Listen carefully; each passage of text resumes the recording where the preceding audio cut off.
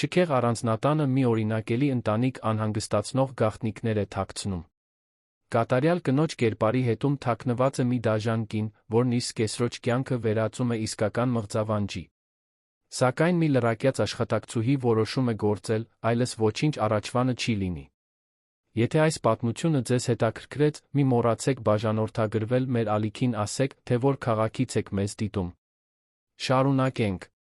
Խոստանում եմ, որ սա լինելու է լավագույն պատմությունը, որ երբեք լսել եք ձեր կյանքում։ Երանի կենտրոն թաղամասում գտնվող առանձնատունը միշտ տպավորում էր ծառապատ փողոցով անցնողներին։ Դարբնագործ երկաթե դարպասը, 100-ամյա թթենիներով անթերի այգին Տուֆե Սալահատակը պատմում էին մի ընտանիքի մասին, որը շատ բանի էր հասել։ 43-ամյա Տիգրան Մանուկյանը հայտնի էր Երանյան անշարժ գույքի շուկայում որպես մի մարդ, որը լքված հողատարածքները վերածում էր շքեղ կառույցների։ Նրա շինարարական ընկերությունը, Մանուկյան գործընկերները, քաղաքի կենտրոնում էլեգանտ շենքեր էր կառուցում, որոնցից յուրաքանչյուրը կրում էր նրա բարձրաճաշակության հուսալիության կնիքը։ Բայց Տիգրանի իսկական հպարտությունը ոչ թե գործն էր, այլ իր տունը, կամ գոնե այդպես էր նա սովորաբար ասում իր գործընկերներին Հանրապետության հրապարակի մոտ գտնվող սրճարաններում ճաշի ժամանակ։ Նարեն, նրա 8 տարվա կինը, այն կնոջ մարմնացումն էր, ում նա միշտ երազել էր ունենալ իր կողքին։ Գեղեցիկ, պերճախոս, այնպիսի ժպիտով, որը հանգստացնում էր ցանկացած լարված մթնոլորտ, մի ներկայությամբ, որը հմայում էր բոլորին հասարակական միջոցառումների ժամանակ։ Սոցիալական ցանցերում, որտեղ նա գրեթե 200,000 հետորդ ուներ, Նարեն կիսվում էր առողջ բաղադրատոմսերով, դեկորացիայի խորհուրդներով, երախտագիտության ու հոգոր արժեքների մասին մտքերով։ Նրա տեսանյութերը դիտում էին հազարավոր մարդիկ, ովքեր նրան համարում էին հավասարակշռության բարության օրինակ։ Եվ կար նա տիկին Անահիտը։ Տիգրանի մայրը, 72 տարեկան մի կին, որը 10 տարի առաջ այրացել էր, ապրում էր զույգի հետ այն օրվանից, երբ Տիգրանը պնդել էր, որ նա չպետք է միայնակ ապրի Արաբկիրի իր բնակարանում։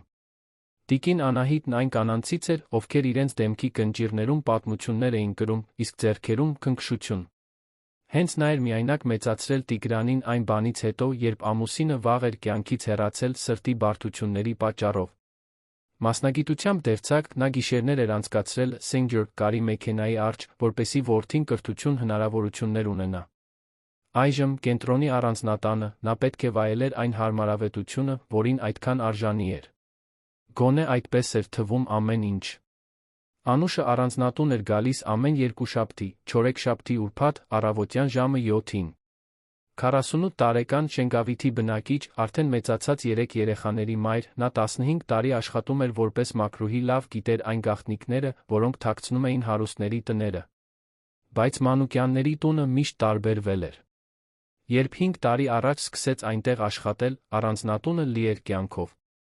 Կար խոհարարուհի, վարպետ Արամը, որը խնամում էր այգին, մի տնտեսուհի, որը գալիս էր հանգստյան օրերին։ Տիկին Անահիտը կեսօրներն անցկացնում էր պատշգամբում, նվիրատվության համար ծածկոցներ կարելով, զրուցում էր աշխատողների հետ, սուրճ ու տնական թխվածքաբլիթներ հյուրասիրում։ Բայց վերջին 2 տարում ամեն ինչ փոխվել էր։ Սկզբում վարպետ Արամին ազատեցին աշխատանքից։ Հետո խոհարարուհուն։ Տնտեսուհին այլս չէր գալիս։ Հիմա մնացել էր միայն Անուշը, որը գալիս էր, մենակ մաքրում ամբողջ տունը, կեսօրին հեռանում, իր հետ տանելով այն տարօրինակ զգացողությունը, որ այդ տանը ինչ-որ բան այն չէ։ Տիկին Անահիտն այլս պատշգամբում չէր կարում։ Իրականում, Անուշը նրան հազիվ էր տեսնում։ Երբ միջանցքներում հանդիպում էին, տարեց կինը հայացքը փախցնում էր, հազիվ լսելիք բարի լույսը մրմնջում ու արագ քայլերով գնում իր սենյակ։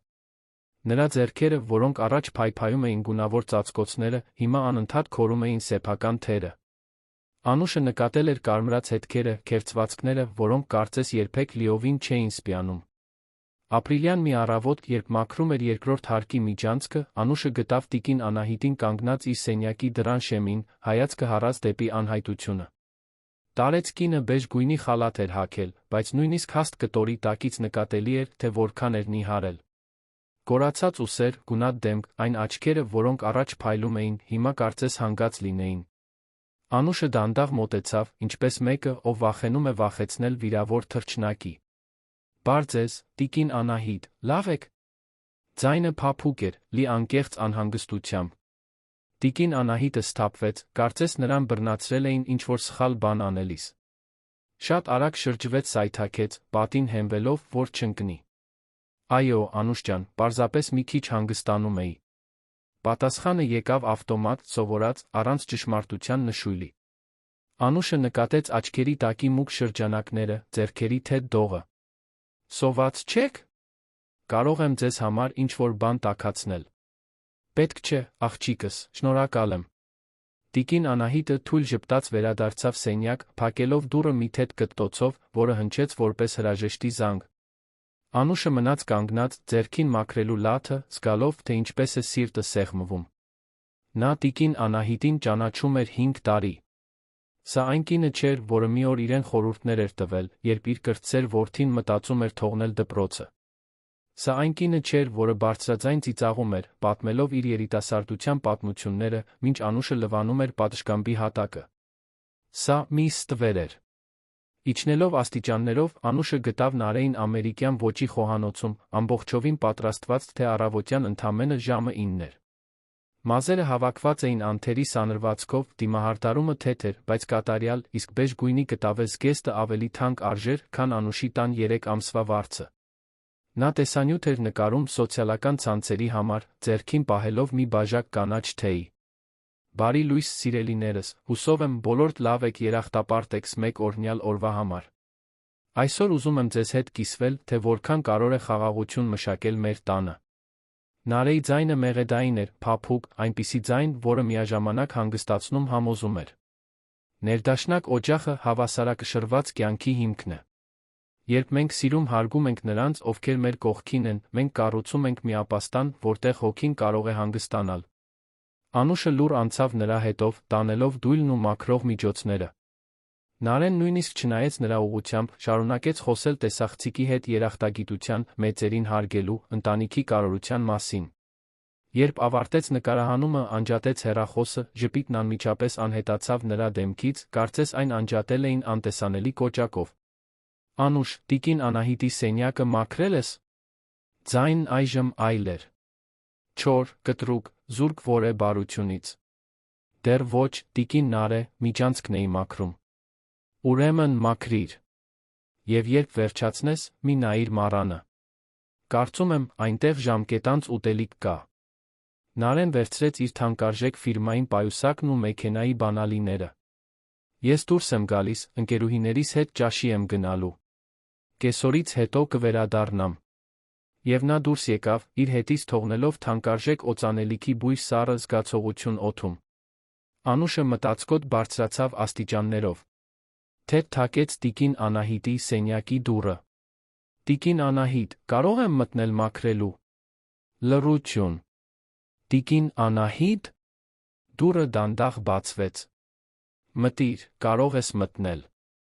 Տարեց կինը նստած էր մահճակալի եզրին, ձեռքերը ծնկներին, հայացքը հատակին։ Անուշը մտավ այնպիսի նրբությամբ, կարծես սուրբ հողի վրա էր քայլում։ Սենյակը, որը նախկինում հարմարավետ էր իր ծաղկավոր վարագույրներով ասեղնագործ բարձերով, այժմ հյուրանոցի համարի տեսք ուներ։ Անթեմ։ Սառը։ Վարագույրները միշտ փակ էին, պատուհանը կողպված։ Կոմոդի վրա այլս չկային ընտանեկան լուսանկարները, ոչ էլ ձեռագործության ամսագրերն էին սփռված։ Մինչ կահույքը սրբում էր, Անուշը հայելու արտացոլանքով հետում էր տիկին Անահիտին։ Տարեց կինը շարունակում էր անշարժ մնալ, ձեռքերն այժմ թեթակի քորում էին աջ նախաբազուկը։ Տիկին Անահիտ, ներողություն, որ հարցնում եմ, բայց դուք ձեզ լավ եք զգում։ Կարող եմ ինչ-որ բան բերել։ Լավ եմ, Անուշ ջան, շնորհակալ եմ։ Պարզապես տարիքն է, գիտես, չէ՞։ Հոտերս ցավում են, քունս դժվար է տանում։ Բայց կանցնի։ Բայց ձեր թի վրայի այս հետքերը ալերգիայից են։ Տիկին Անահիտն արագ իջեցրեց խալաթի թքերը, ծածկելով թերը։ Երի, այո, երի։ Կխնդրեմ Տիգրանին, որ ինձ բժշկի տանի, երբ ժամանակ ունենա։ Իսկ Տիգրանն ինչպես է։ Անուշը փորձեց շարունակել զրույցը, փնտրելով տան իրականության հետ կապի որե ջեղք։ Շատ է աշխատում, խեղճը։ Այնքան է ճամփորդում, այնքան պատասխանատվություն ունի։ Չեմ ուզում նրան անհանգստացնել իմ այս հիմարություններով։ Տիկին Անահիտի ձայնում կար մի բան, որ Անուշը չէր կարողանում բացահայտել։ Վախ էր։ Տխրություն։ Թե։ Հաշտվողականություն։ Տիկին Անահիտ, եթե զրուցելու կարիք ունենաք, ես այստեղ եմ, լավ։ Մենք իրար վաղուց ենք ճանաչում։ Տարեց կինն առաջին անգամ բարձրացրեց աչքերը, մի պահ Անուշը ինչ-որ բան տեսավ այդ հայացքում։ Լուր, խնդրանք։ Խեղդված ճիչ։ Բայց դա տեց ընդամենը մի ակնթարթ։ Շուտով տիկին Անահիտը նորից հայացքը փախցրեց, ստիպված ժպտաց վեր կացավ մահճակալից։ Գնամ լոգանք ընդունեմ, շնորհակալ եմ, Անուշ։ Եվ մտավ լոգարան, փակելով դուռը։ Անուշը ծանր սրտով ավարտեց մաքրությունը։ Իջավ աստիճաններով, մտածելով այն բոլոր փոփոխությունների մասին, որոնց ականատեսն էր եղել այդ տանը։ Լռությունը, որը նախկինում խաղաղություն էր, այժմ լարվածություն էր։ Կարգուկանոնը, որը նախկինում գեղեցկություն էր, այժմ վերահսկողություն էր թվում։ Իսկ տիկին Անահիտը, ուժեղ կինը, որը միայնակ մեծացրել էր Տիգրանին, այժմ ուրվականի էր նման սեփական տանը։ Երբ Տիգրանը երեկոյան եկավ, ուղիղ Հանրապետության հրապարակի մոտ գտնվող գրասենյակից, տունը մաքուր էր բուրումնավետ։ Նարեն նրան դիմավորեց այտը համբուրելով անթերի ժպիտով։ Ինչպես անցավ օրդ, սերս։ Հոգնեցուցիչ, շատ ժողովներ կային։ Իսկ այստեղ ինչպես են գործերը։ Ամեն ինչ հրաշալի է, մայրիկդ լավ է, ամբողջ օրը հանգստացել է։ Ես արդեն ընթրել եմ, քո ուտելիքը տաք եմ պահել։ Կբարձրանամ վեր, պետք է մի քանի մեկնաբանության պատասխանեմ Ինստագրամում։ Տիգրանը միայնակ կերավ խոհանոցի սեղանի մոտ, հեռախոսով նամակները ստուգելով։ Չբարձրացավ մորը տեսնելու։ Չհարցրեց, արդյոք նա ինչ-որ բանի կարիք ունի։ Վստահում էր, որ Նարեն հոգ է տանում ամեն ինչի մասին։ Ի վերջո, նա միշտ էր հոգ տարել։ Վերի հարկում տիկին Անահիտը պառկած էր մահճակալին, աչքերը բաց մթության մեջ, լսում էր տան ձայները։ Հեռուստացույցի աղմուկը հյուրասենյակից, Նարեի լոգարանում հոսող ջրի ձայնը, այն ծանր լռությունը, որը պատել էր ամեն ինչ։ Ձեռքերը նորից քորում էին թերը, բայց նա ստիպեց իրեն դադարեցնել։ Չէր կարելի շատ տեսանելի հետքեր թողնել։ Չէր կարելի հարցերի առիթ տալ։ Փակեց աչքերը, փորձեց քնել, բայց քունը չէր տանում։ Երբեք հեշտ չէր տանում։ Ոչ այն բանից հետո, երբ գիշերները դարձել էին այն, ինչ դարձել էին։ Շենգավիթի իր տանը Անուշը ընթրիք էր պատրաստում երեխաների համար, բայց միտքը հեռու էր։ Մտածում էր տիկին Անահիտի, նրա դատարկ հայացքի, թերի վրայի հետքերի մասին։ Մտածում էր տարեց կնոջ վարքի կտրուկ փոփոխության մասին։ Մտածում էր, թե ինչպես էր Նարեն խոսում նրա մասին, կարծես նա մի իր լիներ, որը պետք էր մաքուր պահել տեսադաշտից հեռու։ Այդ տանը ինչ-որ բան շատ սխալ էր։ Եվ Անուշը, որը միշտ ուշադիր կին էր եղել, որոշեց, որ ավելի ուշադիր կլինի։ Դեռ չգիտեր, թե ինչ կանի իր բացահայտածով, բայց գիտեր, որ չի կարող պարզապես անտեսել։ Տիկին Անահիտն ավելին էր արժանի։ Արժանի էր, որ իրեն տեսնեն։ Արժանի էր, որ իրեն լսեն։ Նույնիսկ եթե ուրիշ ոչ ոք չէր ուզում լսել։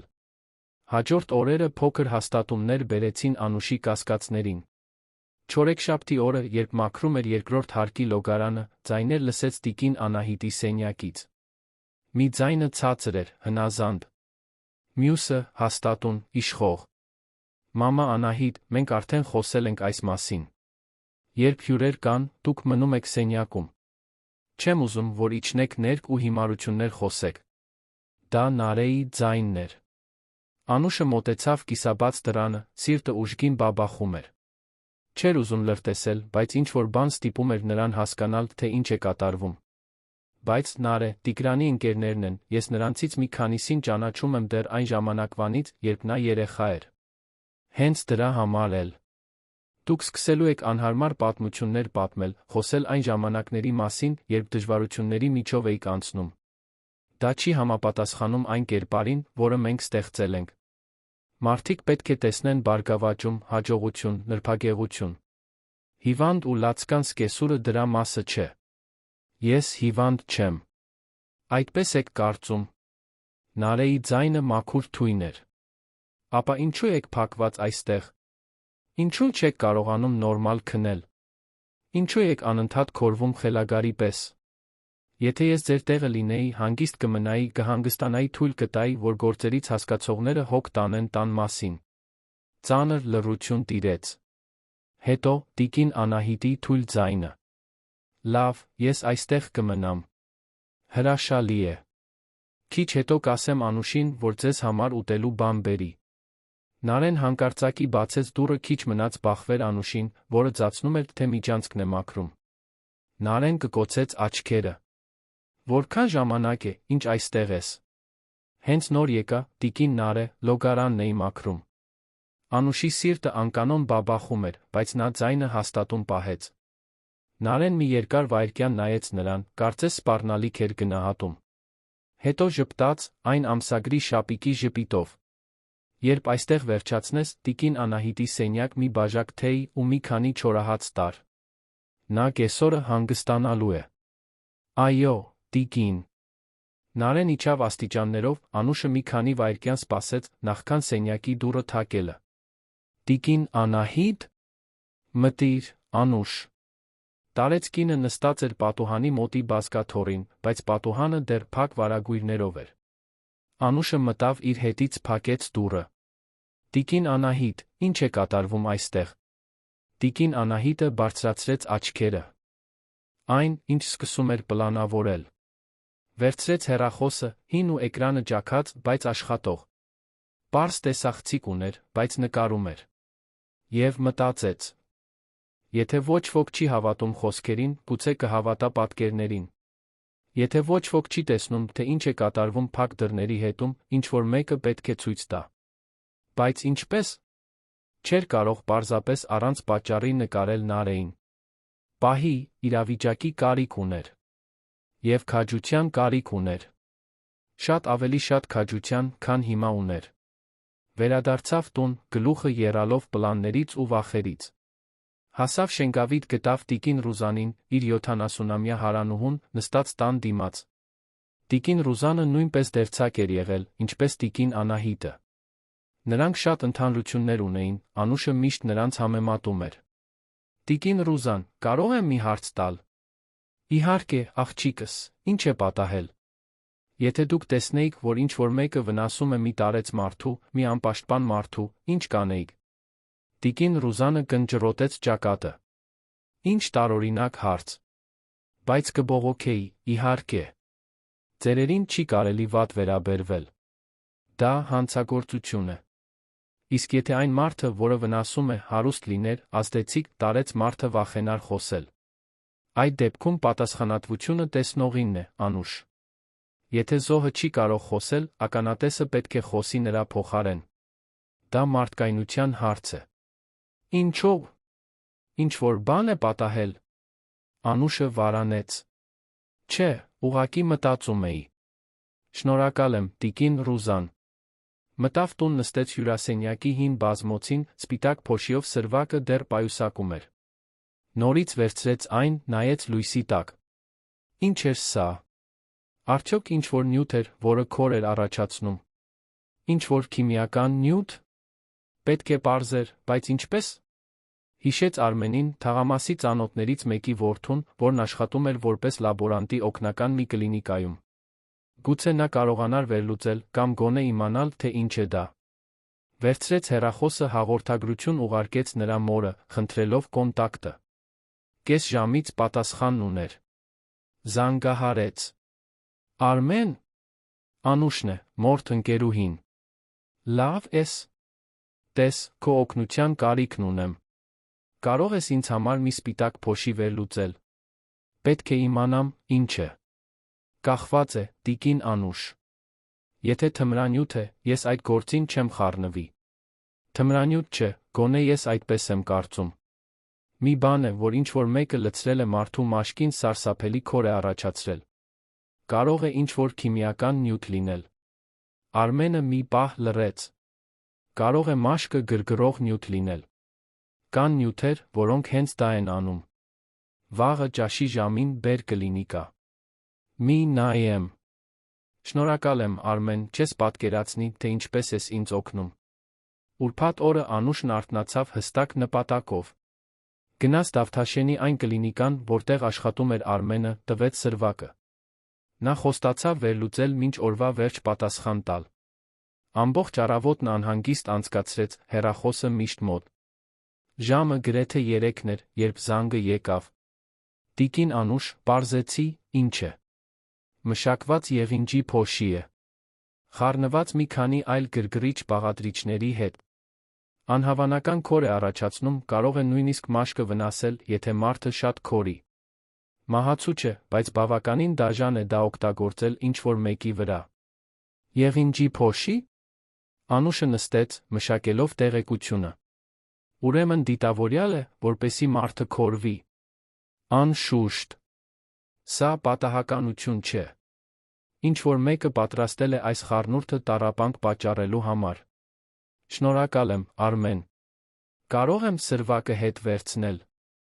Այստեղ պահված է։ Երբ ուզես, արի։ Անուշն անջատեց հեռախոսը, զգաց, թե ինչպես են արցունքները այրում։ Ուրեմն ամեն ինչ ճիշտ էր։ Ավելի վատ, ամեն ինչ հաշվարկված էր, դաժան, դիտավորյալ։ Նարեն ոչ միայն կոպիտ կամ անփույթ էր։ Նա միտումնավոր տանջում էր տիկին Անահիտին։ Այդ պահին Անուշը հասկացավ, որ այլս չի կարող սպասել։ Այլս չի կարող վախենալ։ Ձեռքերում ուներ աներակայելի դաժանության ապացույց, պետք է ինչ-որ բան աներ դրանով։ Բայց ավելին էր պետք։ Պատկերներ էին պետք։ Պետք էր Նարեին բռնացնել գործողության պահին։ Եվ գիտեր, որ դրա համար պետք է վերադառնար այն առանձնատուն, երբ այնտեղ չպետք է լիներ։ Պետք է ռիսկի դիմեր ամեն ինչով, իր աշխատանքով, գուցե նույնիսկ ավելին։ Բայց նայեց ձեռքի եղինջի փոշիով սրվակին, մտածեց տիկին Անահիտի, նրա դողացող ձեռքերի, նրա հանգած աչքերի, նրա արժանապատվության մասին, որը գողանում էին գիշեր առ գիշեր։ Ընտրություն չկար։ Շաբաթ օրը եկավ պարզ երկնքով, այնպիսի հազվագյուտ օրերից երանում։ Անուշը երեխաներին ասաց, որ լրացուցիչ աշխատանքի է գնում, ավելի շուտ ավտոբուս նստեց, գնաց կենտրոն։ Չսեղմեց առանձնատան զանգը։ Փոխարենը շրջանցեց, գնաց հետնամաս։ Գիտեր, որ ծառայողական մուտքի դուռը պարզ կողպեկ ուներ, Նարեն հաճախ մոռանում էր այն լավ փակել։ Փորձեց բռնակը։ Բաց էր։ Լուռ մտավ ներս, սիրտը չափազանց ուժգին բաբախում էր։ Առավոտյան ժամը 8-ն էր։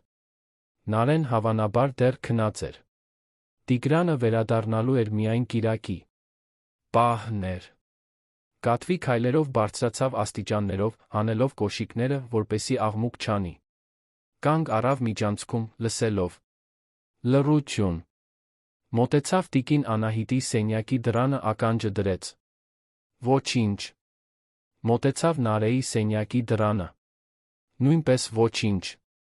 Հենց պատրաստվում էր նորից իջնել, երբ լսեց քայլեր։ Նարեի սենյակից։ Դուռը բացվում էր։ Անուշը նետվեց միջանցքի պահարանի մեջ, այնտեղ, որտեղ սավաններն ու սրբիչներն էին, փակեց դուռը, թողնելով միայն մի ճեղք։ Տեսավ, թե ինչպես Նարեն դուրս եկավ խալաթով, գնաց տիկին Անահիտի սենյակ։ Թակեց դուռը, բայց պատասխանի չսպասեց։ Մտավ։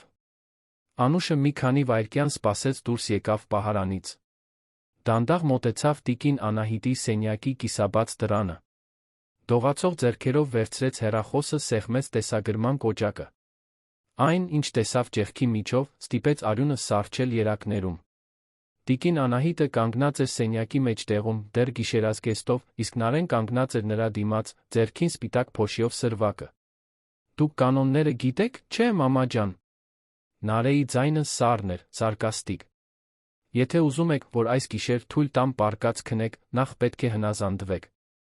Կանգնեք այստեղ, ոչ մի բանի չդիպչեք, մինչ ես վերադառնամ։ Երի 2-3 ժամ կտի։ Եթե նստեք, եթե պառկեք, ես կիմանամ։ Եվ այդ դեպքում ավելի վատ կլինի։ Նարե, խնդրում եմ, ոտքերս այնքան են ցավում, աղաչեց տիկին Անահիտը, ձայնը կոտրված։ Խոստանում եմ, որ հանգիստ կմնամ, որ չեմ անհանգստացնի, միայն թույլ տուր նստեմ։ Ոչ։ Դուք պետք է սովորեք, որ այստեղ ես եմ տերը։ Ձեր որդին միշտ դրսում է, աշխատում է, իր կայսրությունն է կառուցում։ Եվ այստեղ ամեն ինչի մասին ես եմ հոգ տանում։ Դուք ընդամենը մի հին կահույք եք, որը նա քաջություն չունի դուրս նետելու։ Նարեն մոտեցավ, ուժով բռնելով տիկին Անահիտի կզակը։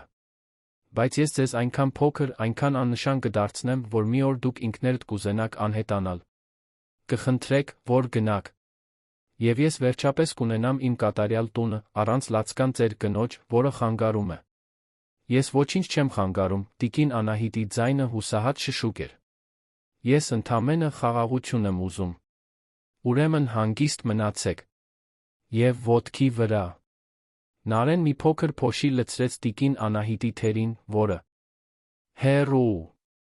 Երբ վերջապես խոսեց, ձայնը կոտրված շշուկ էր։ Նա 3 գիշեր իմ մաշկին փոշի լցրեց։ Ինչպես թե փոշի։ Առավոտյան, երբ Տիգրանը մեկնեց, նա եկավ իմ սենյակ։ Ասաց, որ պետք է սովորեմ հանգիստ մնալ։ Սպիտակ փոշի լցրեց թերիս, ասաց, որ չլվանամ։ Ասաց, որ եթե լվանամ, ավելի վատ կլինի։ Տիկին Անահիտը սկսեց լաց լինել, լուր արցունքներ էին հոսում նրա կնճռոտ դեմքով։ Սկսեց քոր գալ, Անուշ, ամբողջ գիշեր քոր եկավ։ Փորձեցի չքորել, երդվում եմ, փորձեցի, բայց չկարողացա։ Այնքան ուժեղ է քոր գալիս, կարծես մաշկիս տակ մրջյուններ լինեն։ Անուշը զգաց, թե ինչպես է արյունը եռում։ Ինչպիսի մարդ էր դա անում։ Ինչպիսի հրեշ էր տանջում մի անպաշտպան տարեց կնոջ։ Դուք չլվացիք։ Նա ասաց, որ հետելու է, որ եթե լվանամ, կիմանա, ավելի վատ կլինի։ Վախեցա, Անուշ։ Շատ վախեցա։ Հիմա որտեղ է նա։ Երի դեռ քնած է։ Նա միշտ ուշ է քնում, երբ Տիգրանը ճամփորդության մեջ է։ Անուշը ավարտեց տիկին Անահիտի թերը մաքրելը, որքան հնարավոր էր, բայց գիտեր, որ դա պետք է ճիշտ լվանալ։ Տիկին Անահիտ, մենք հիմա կլվանանք ձեր թերը։ Ջրով չեզոք օճառով, շատ դանդաղ։ Հետո քսուկ կքսեմ, պայուսակիս մեջ ունեմ։ Այդ կինը ոչինչ չի իմանա։ Բայց, Անուշ, նա ասաց, ես գիտեմ, թե նա ինչ ասաց։ Բայց դուքս 1 րոպե չեք անցկացնի այդ բանը մաշկի վրա։ Եկեք ինձ հետ։ Օգնեց տիկին Անահիտին վեր կենալ, տարավ նրան իր սենյակի լոգարան։ Փակեց դուռը, բացեց լվացարանի ծորակը, անսահման համբերությամբ լված տարեց կնոջ թերը։ Սկզբում ջուրը սպիտակավուն էր դուրս գալիս, տանելով այդ փոշու մնացորդները։ Տիկին Անահիտը կամաց լաց էր լինում, բայց թեթացած էր թվում։ Երբ Անուշն ավարտեց, զգուշությամբ չորացրեց, քսեց հանգստացնող քսուկ, որը միշտ պայուսակում էր կրում։ Դա արնիկայի քսուկ էր, ոչ մի հրաշք, բայց կօգներ։ Շնորհակալ եմ, աղջիկս, շնջաց տիկին Անահիտը։ Դու հրեշտակ ես։ Դուք պետք չէ շնորհակալություն հայտնեք։ Եվ, տիկին Անահիտ, նայեք ինձ։ Անուշը քնքշությամբ բռնեց տարեց կնոջ դեմքը ձեռքերի մեջ։ Այն, ինչ կատարվում է այստեղ, նորմալ չէ։ Ճիշտ չէ։ Դուք դրան արժանի չեք։ Ոչինչ չասես Տիգրանին, խնդրում եմ։ Նա չի հավատա։ Նա այնքան տարբեր է նրա հետ, այնքան քնքուշ, այնքան կատարյալ։ Եթե ես ասեմ, նա կմտածի, որ ծերությունից խելագարվում եմ։ Կմտածի, որ բաներ եմ հորինում։ Եվ նա արդեն ասել է, որ եթե ես ինչ-որ բան ասեմ, նա այնպես կանի, որ թվա, թե ես գլխիս հետ խնդիր ունեմ։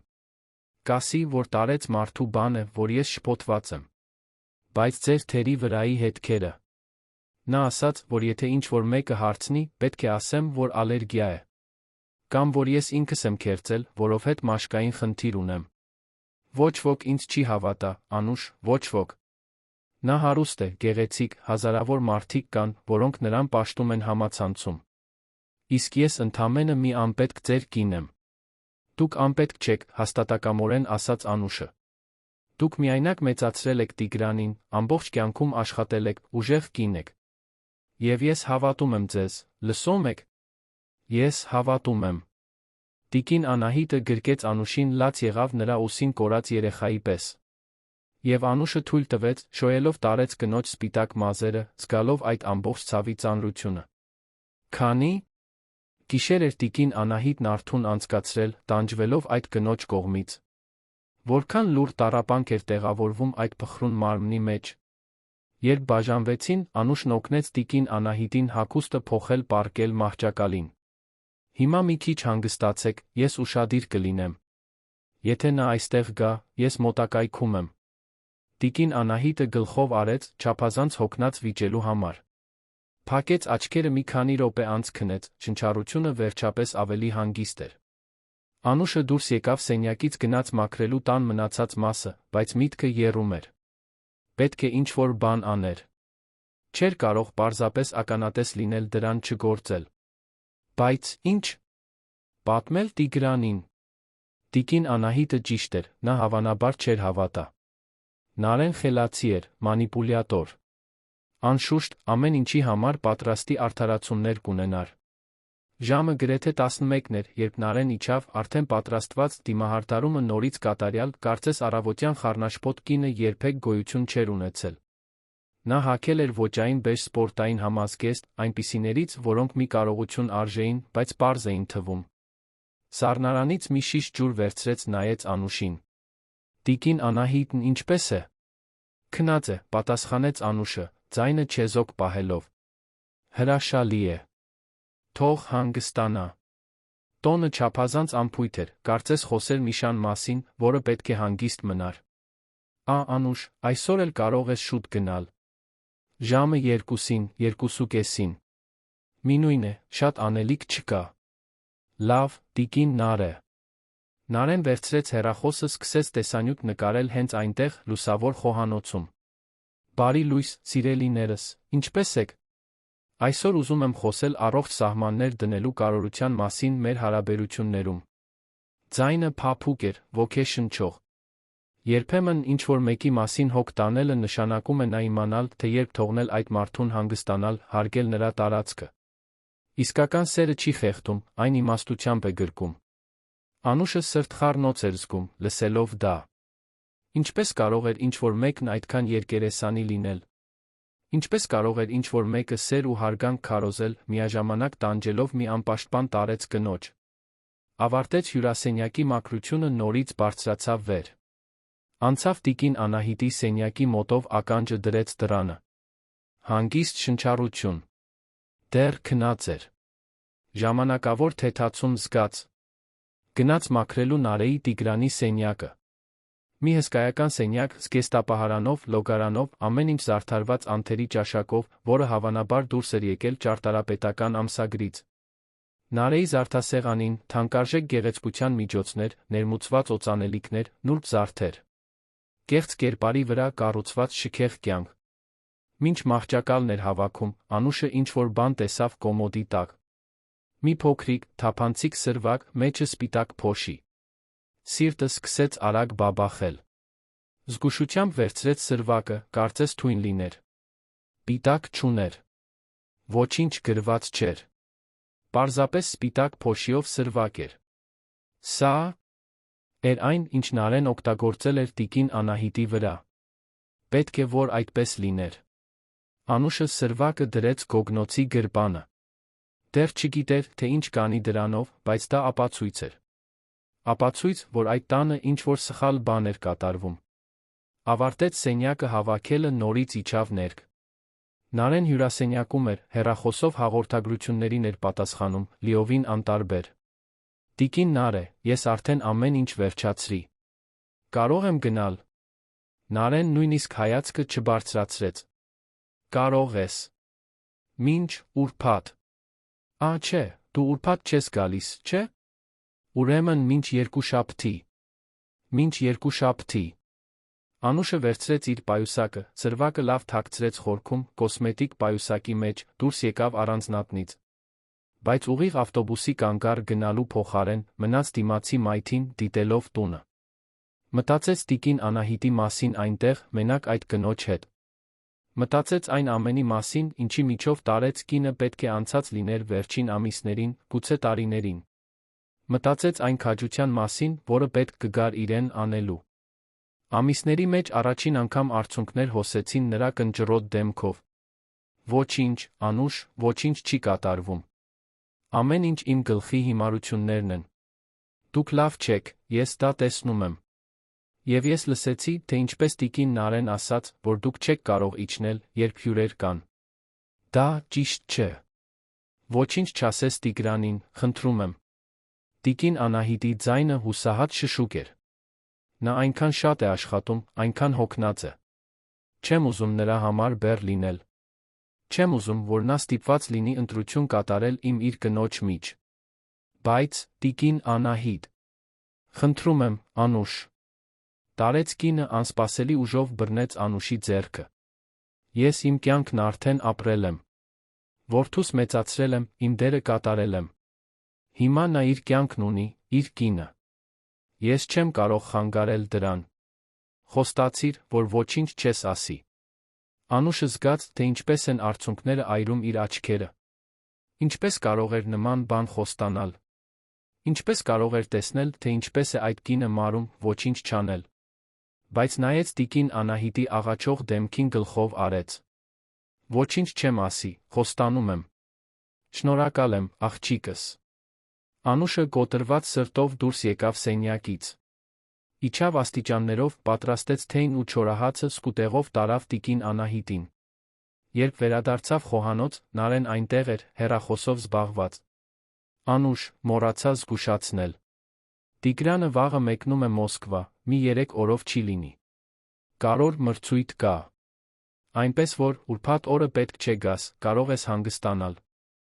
Շնորհակալ եմ, տիկին Նարե։ Նարեն նույնիսկ հայացքը չբարձրացրեց հեռախոսից։ Այսօր էլ կարող ես շուտ գնալ, արդեն ամեն ինչ մաքուր է։ Անուշը հավաքեց իրերն, բայց դուրս գալուց առաջ նայեց աստիճաններին։ Այնտեղ, վերում, տիկին Անահիտը մենակ էր Նարեի հետ։ Իսկ Տիգրանը 3 օրով չէր լինելու։ Ինչ-որ ծանր բան նստեց Անուշի կրծքին։ Մի նախազգացում, որը նա չէր կարող անտեսել։ Բայց ինչ կարող էր անել։ Խոստացել էր տարեց կնոջը, որ ոչինչ չի ասի։ Եվ ով կհավատար նրան, ի վերջո։ Նա ընդամենը մաքրուհի էր։ Նարեն կատարյալ կինն էր, սիրված ինֆլուենսերը, այն կինը, որը սոցիալական ցանցերում սեր ու երախտագիտություն էր քարոզում։ Դանդաղ քայլերով դուրս եկավ առանձնատնից, դարպասն անցնելուց առաջ վերջին անգամ հետ նայելով։ Գեղեցիկ տուն, կատարյալ այգի, անթերի ճակատամաս։ Ամեն ինչ այնքան գեղեցիկ էր դրսից։ Ամեն ինչ այնքան կոտրված էր ներսից։ Եվ մինչ ավտոբուսով վերադառնում էր Շենգավիթ, Անուշը մի որոշում կայացրեց։ Կարոր չէր, թե ինչ էր խոստացել։ Կարոր չէր, թե ոչ ոք իրեն չէր հավատա։ Նա պետք է պարզեր, թե իրականում ինչ է կատարվում այդ տանը։ Պետք է պաշտպաներ տիկին Անահիտին, նույնիսկ եթե տարեց կինը պաշտպանություն չէր խնդրում։ Որովհետև որոշ բաներ ավելի կարևոր էին, քան խոստումները։ Որոշ բաներ խղճի հարց էին։ Եվ Անուշը 3 երեխաների մայր, ծայրամասի բնակիչ, 15 տարվա մաքրուհի, մի բան ուներ, որը երբեք չէր վաճառի՝ իր մարդկայնությունը։ Նույնիսկ եթե դա կարժենար իր աշխատանքը։ Նույնիսկ եթե դա կարժենար ամեն ինչ։ Տիկին Անահիտն այլս անտեսանելի չէր լինի։ Ոչ այնքան ժամանակ, քանի դեռ Անուշը կարող էր ինչ-որ բան անել այդ ուղղությամբ։ Հինգշաբթի առավոտը երանում մռայլ էր, այն, որը ամեն ինչ խոնավ ու մելանխոլիկ էր դարձնում։ Անուշը սովորականից շուտ էր արթնացել, մի անհանգստություն էր տանջում նրան աչքերը բացելու պահից։ Տիգրանն արդեն պետք է Մոսկվայում լիներ, տիկին Անահիտը 3 ամբողջ օր մենակ էր մնալու Նարեի հետ։ Տարեց կնոջը տված խոստման հիշողությունը քարի պես ծանրացել էր, բայց ինչ-որ ավելի ուժեղ բան էր խոսում նրա ներսում։ Մի ձայն, որն ասում էր, որ լռությունը հավատարմություն չէ, երբ այն նշանակում է մեղսակցություն ուրիշի տառապանքին։ Լուր նախաճաշ պատրաստեց երեխաների համար, միտքը հեռու էր։ Արթուրը, ավագը, որն արդեն 24 տարեկան էր աշխատում էր որպես առաքիչ, նկատեց մոր արտահայտությունը։ Մամ, լավ ես։ Մտահոգ տեսք ունես։ Անուշը ստիպված ժպտաց։ Լավ եմ, տղաս, ուղղակի աշխատանքի մասին եմ մտածում։ Այն շքեղ տանում։ Դու այնտեղ վաղուց ես աշխատում, արդեն պետք է սովորած լինեիր։ Եթե միայն աշխատանք լիներ, մտածեց Անուշը, բայց ոչինչ չասաց։ Ճակատները համբուրելով հրաժեշտ տվեց երեխաներին սեղմված սրտով ավտոբուս նստեց դեպի կենտրոն։ Մինչ դրսում քաղաքն արթնանում էր, աղմկոտ ու քաոսային, ինչպես միշտ, նա մտովի պատրաստվում էր նրան, ինչ կարող էր գտնել այն լուր առանձնատանը։ Ժամը 7-ին տեղ հասավ։ Սեղմեց զանգը, սպասեց։ Սովորաբար Նարեն դուռը բացում էր արդեն պատրաստված, այն ամսագրի ժպիտով։ Բայց այսօր գրեթե 5 րոպե տեց։ Երբ վերջապես բացեց, խալաթով էր, մազերը արձակ, առանց դիմահարդարման դեմքը ցույց էր տալիս այն մուգ շրջանակները, որոնք տոնային քսուկը միշտ թաքցնում էր։ Դու ես։ Կարծեցի, այսօր չես գա։ Դուք խնդրեցիք, որ ուրբաթ չգամ, բայց այսօր հինգշաբթի է, տիկին Նարե։ Ճիշտ է։ Հոր անջեց։ Արագ մտիր, պետք է վերադառնամ քնելու։ Անուշը մտավ, Նարեն առանց այլ բան ասելու բարձրացավ աստիճաններով, հողաթափերը քարշ տալով մարմարի վրա։ Տունը տարօրինակ լուռ էր։ Նույնիսկ սառնարանի բզզոցը կարծես ձայն չէր հանում։ Դա ծանր լռություն էր, այնպիսին, որը նախորդում է փոթորիկներին։ Անուշը սկսեց հավաքել խոհանոցը, բայց ականջները զգոն էին ցանկացած ձայնի նկատմամբ։ Լվացարանում եղած սպասքը կարգի բերեց մառանը, հատակը սրբեց։ Բայց միտքը այնտեղ չէր։ Այն երկրորդ հարկում էր տիկին Անահիտի սենյակում, պատկերացնելով, թե ինչպես է տարեց կինն անցկացրել գիշերը։ Երբ բարձրացավ սենյակները մաքրելու, սկզբում անցավ միջանցքով, ուշադրություն դարձնելով։ Նարեի Տիգրանի սենյակի դուռը փակ էր։ Տիկին Անահիտի սենյակի դուռը նույնպես։ Ամեն ինչ նորմալ էր թվում, բայց օդում ինչ-որ բան կար։ Մի տարօրինակ հոտ, որը Անուշը չէր կարողանում բացահայտել։ Ինչ-որ թեթակի քիմիական բան, բայց մաքրող միջոց չէր։ Թեթ թակեց տիկին Անահիտի դուռը։ Տիկին Անահիտ, Անուշն է։ Կարող եմ մտնել։ Լռություն։ Տիկին Անահիտ։ Մտիր, ձայնն այնքան ցածր եկավ, որ Անուշը հազիվ լսեց։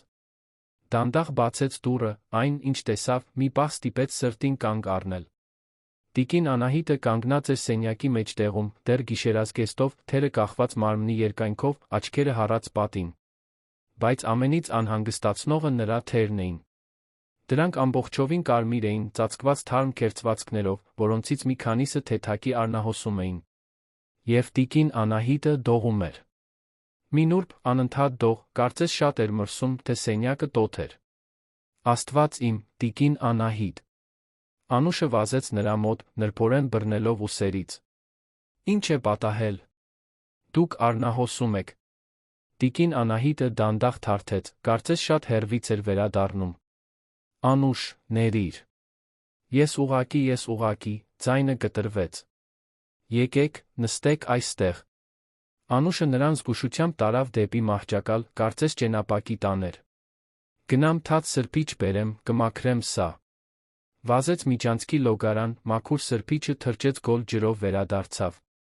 Սկսեց փափուկ շարժումներով մաքրել տիկին Անահիտի թերը, ամեն քերծվածք տեսնելիս զգում էր, թե ինչպես է զայրույթը բարձրանում կրծքում։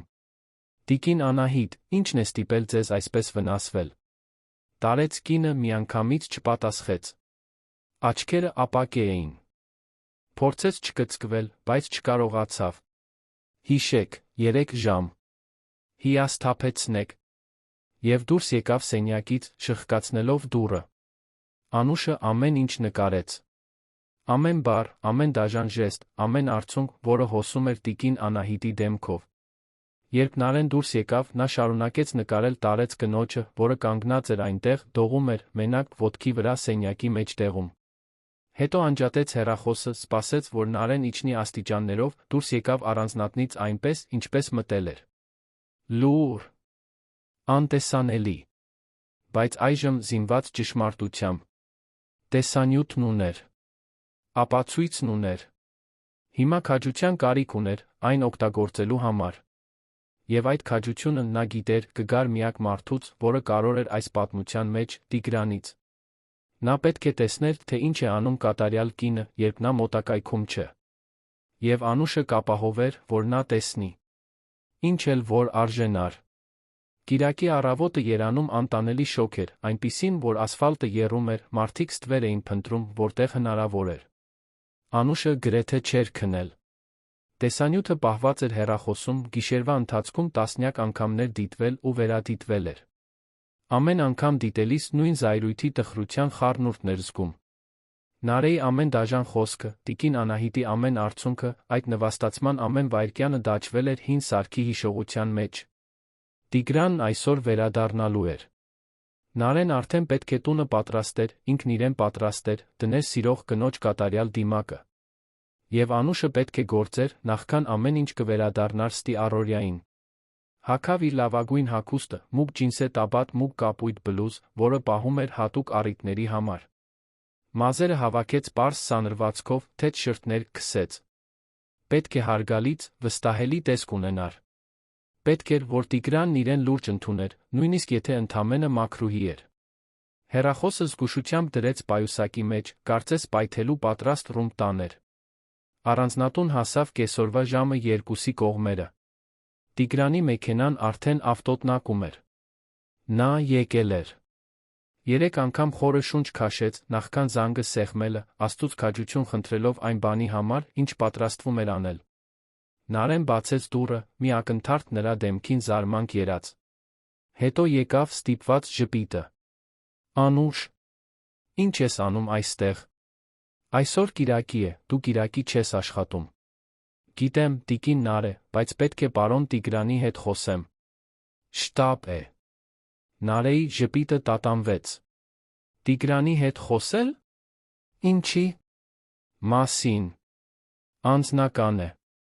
Պետք է նրա հետ խոսեմ։ Նարեն ձեռքերը խաչեց, փակելով մուտքը։ Ինչ ունես ասելու իմ ամուսնուն, որ չես կարող նախ ինձ ասել։ Անուշը զգաց, թե ինչպես է սիրտը արագ բաբախում, բայց ձայնը հաստատուն պահեց։ Ամբողջ հարգանքով, տիկին Նարե, պետք է նրա հետ խոսեմ։ Կարոր է։ Նարեի աչքերը կկոցվեցին, կասկածի մի կայծ վառվեց այնտեղ։ Նախքան նա կկարողանար պատասխանել, Տիգրանի ձայնը լսվեց հյուրասենյակից։ Նարե, ով է։ Անուշն է, սերս։ Ուզում է քեզ հետ խոսել։ Դադար եղավ։ Հետո Տիգրանը հայտնվեց միջանցքում, շորտով շապիկով, մազերը դեռ խոնավ լոգանքից։ Ճանապարհից հոգնած տեսք ուներ։ Անուշ, ինչ-որ բան է պատահել։ Պարոն Տիգրան, կարող եք ինձ մի քանի րոպե տրամադրել։ Տան մասին է, նա վարանեց, զգալով Նարեի սառը հայացքը իր վրա, ձեր մոր մասին է։ Տիգրանի արտահայտությունն անմիջապես փոխվեց։ Մորս։ Նա լավ է։ Ֆիզիկապես այո, պարոն, բայց Անուշը խորը շունչ քաշեց։ Պետք է ձեզ մի բան ցույց տամ։ Շատ լուրջ է։ Տիգրանը նայեց Նարեին, որը պահպանում էր ժպիտը, բայց աչքերը քարի պես կոշտ էին։ Հետո նորից նայեց Անուշին։ Լավ, մտիր։ Արի աշխատասենյակում խոսենք։ Նարեն բռնեց Տիգրանի թը։ Սերս, վստահ եմ, որ ինչ էլ Անուշն ունենա ասելու, կարող ենք հենց այստեղ լուծել։ Պետք չէ աշխատասենյակ գնալ։ Նարե, թույլ տուր տեսնեմ ինչ է, ասաց Տիգրանը քնքշությամբ, բայց նա հաստատակամությամբ։ Եթե մորս մասին է, ուզում եմ լսել։ Անուշը մտավ հետեց Տիգրանին դեպի աշխատասենյակ, զգալով, թե ինչպես է մեջքն այրվում Նարեի հայացքից։ Երբ դուռը փակվեց, նա վերջապես կարողացավ նորմալ շնչել։ Աշխատասենյակը ընդարձակ էր, դարակները լի ճարտարապետության կառավարման մասին գրքերով, զանգվածային փայտից սեղան կաշվե բազկաթոռներ։ Տիգրանը մատնացույց արեց դրանցից մեկը։ Նստիր, հարմարավետ տեղավորվիր։ Հիմա ասա, ինչ է պատահել մորս հետ։ Անուշը նստեց բազկաթոռի եզրին, ձեռքերը քրտնած։ Պարոն Տիգրան, այն, ինչ ես ձեզ ցույց կտամ, շատ դժվար կլինի տեսնել։ Բայց դուք պետք է տեսնեք։ Պետք է իմանաք, թե ինչ է կատարվում այս տանը, երբ դուք այստեղ չեք։ Տիգրանը գնճռոտեց ճակատը։ Անուշ, դու ինձ անհանգստացնում ես։ Արագ ասա։ Նա դողացող ձեռքերով հանեց հեռախոսը պայուսակից։ Բացեց, մտավ պատկերասրահ, գտավ տեսանյութը։ Տալուց առաջ նայեց Տիգրանի աչքերին։ Պարոն Տիգրան, ես այստեղ աշխատում եմ 5 տարի։ Ձեր մայրը միշտ շատ լավ է եղել ինձ հետ, խորհուրդ է տվել, երբ ես դժվար պահերի միջով էի անցնում երեխաներիս հետ։ Նա հրաշալի կին է, որն արժանի չէ նրան, ինչի միջով անցնում է։ Ինչի։ Միջով է նա անցնում, Անուշ։ Ասա վերջապես։ Անուշը մեկնեց հեռախոսը։ Դիտեք սա, խնդրում եմ։